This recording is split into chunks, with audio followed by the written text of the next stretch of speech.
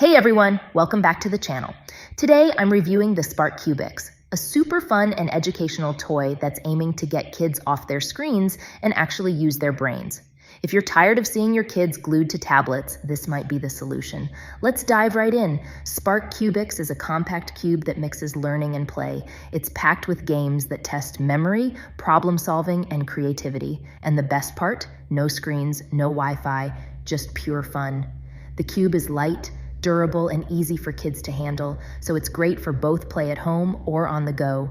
So here's how it works. You turn it on, choose a game mode, and start following the light and sound patterns. The games are challenging, but in a fun way, and they help with hand-eye coordination and memory. Plus, there's a multiplayer option, which means the kids can play together instead of fighting over a tablet. Honestly, I tried it with my niece, and we both got hooked. It's just the kind of engaging, screen-free activity that feels like a win-win for both kids and parents. No annoying noises either. There's even a mute button. Big thumbs up for that.